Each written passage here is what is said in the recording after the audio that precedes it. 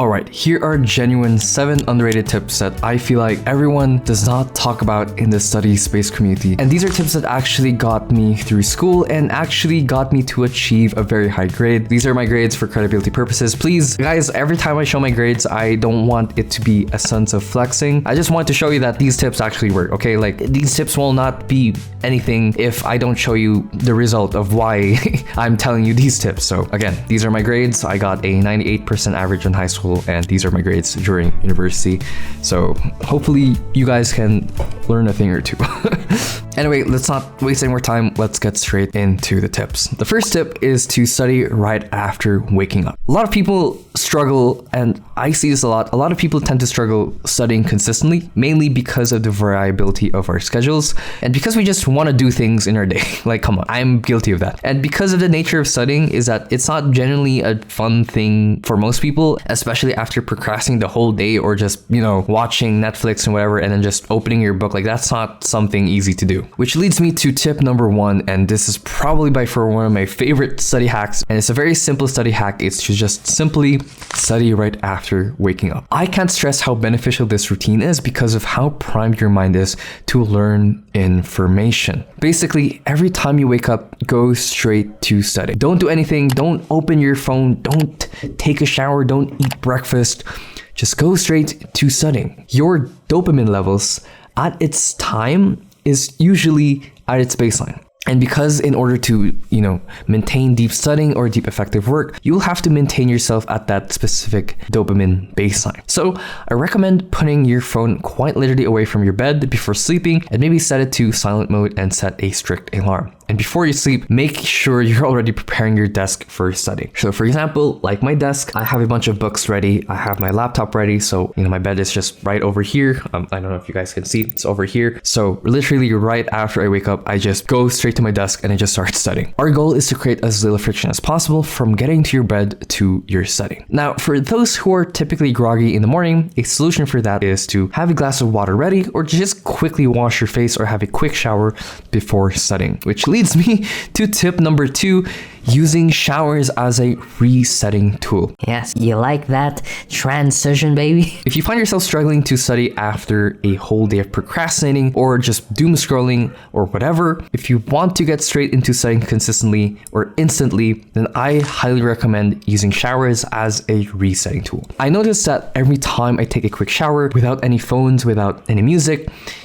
it just primes me so well for my study session, and research actually shows this. So if you shower without any distractions, music, or any videos playing in the background, you will be resetting your dopamine levels to baseline. And bonus points, if it is a cold shower, you will be elevating your baseline of dopamine such that you will have an elevated mood for the next few hours. I usually do this when I'm tired and when I'm distracted, and when I'm really tired, I do a cold shower.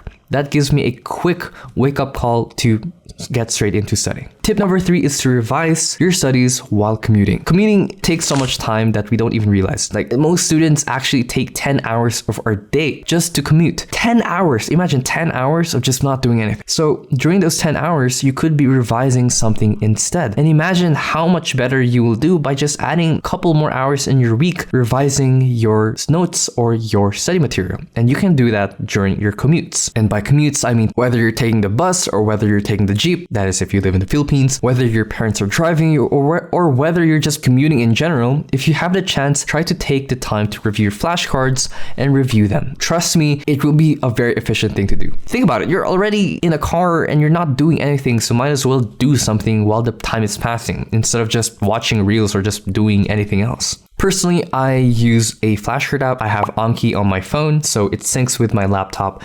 And every time I'm commuting, I just pull out my phone and I just start reviewing flashcards. Although the thing is, now I drive, so I can't really review while commuting. So please, guys, I'm not able to study, but you can.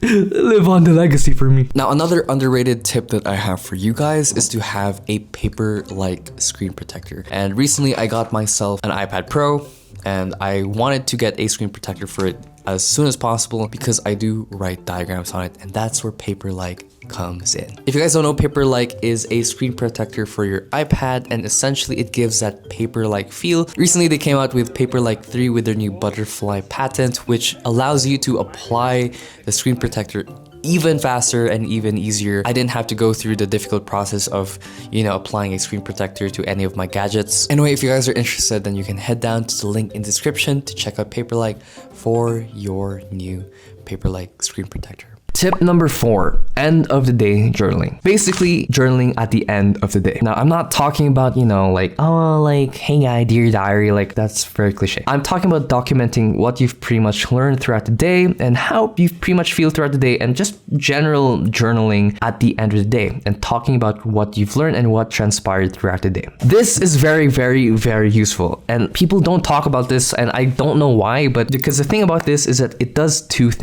very important things. The first thing is that by journaling at the end of the day, it allows you to retrieve information from your brain. So not only are you doing active retrieval, you are also explaining it in your own words. So imagine you're writing down whatever you learned in your own words. That's just layman's technique. So you're doing two very effective, study efficient methods just by journaling at the end of the day.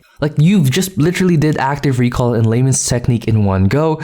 So that's just so useful. And another utility to journaling at the end of the day is that it allows you to offload any thoughts or emotions, which provides you a great setup for sleep. You know how some nights you just feel like you can't sleep because you have so many things going on in your head? This literally solves that. Tip number 5 is to practice writing without AI. Now, this is not really a tip. This is more of a reminder, especially to myself, because I also utilize AI sometimes as well when it comes to my work.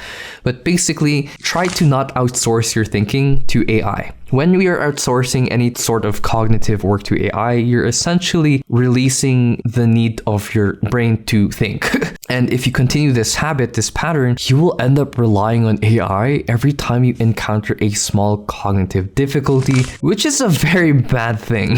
I want to remind you that when you write or when you encounter a sort of question that requires you to construct answers or something, doing that writing is a skill within itself. And it's a skill that improves every time you do it yourself, every time you write yourself, every time you do that thing yourself. Instead, people outsource that to AI and they just end up not training that part of their brain at all. And the thing is, every time you come across something that requires you to think, you're going to end up scrambling for ChatGPT. So remember, AI is a tool, not a replacement. So instead of it replacing your writing, I want you to use AI more of a supplemental tool, like grammar fixing, plagiarism fixing, general AI tools that don't just replace the whole writing process. Tip number 6 is to do an evaluation every end of the week. The last tip, I highly recommend this, and it's to essentially self-evaluate, because self-awareness is the most useful skill that students should have. And not just self-awareness in a sense that you're self-aware of yourself, but self-aware of your performance in school. Have you done your best? Did you do your best? How can you optimize your day?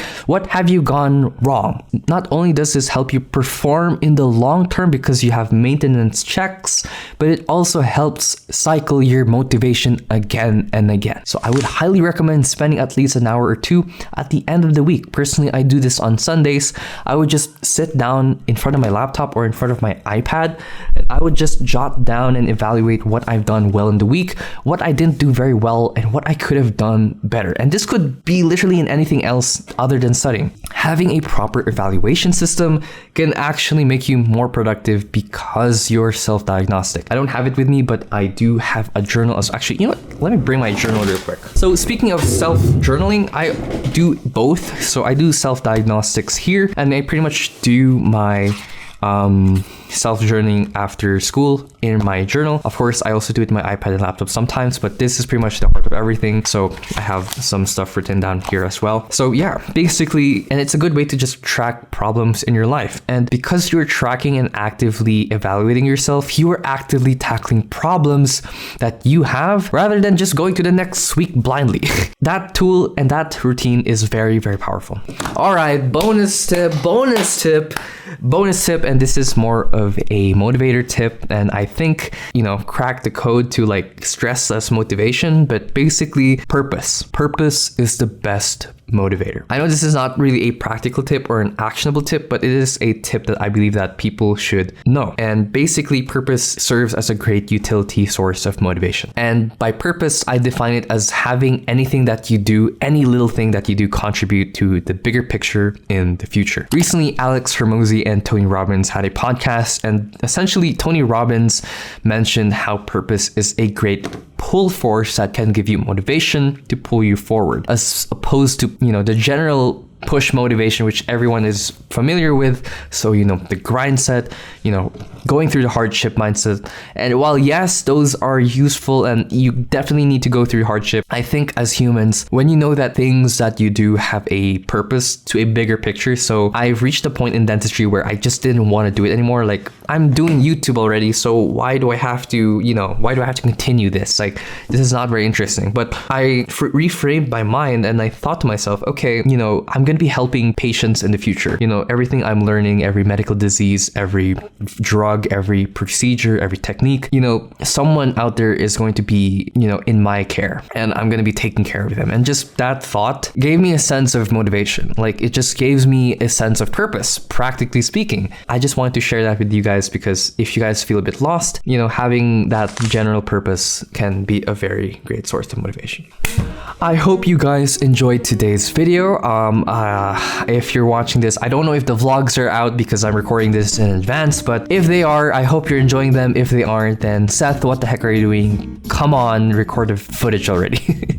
Anyway, I hope you guys enjoyed today's video and good luck with your school.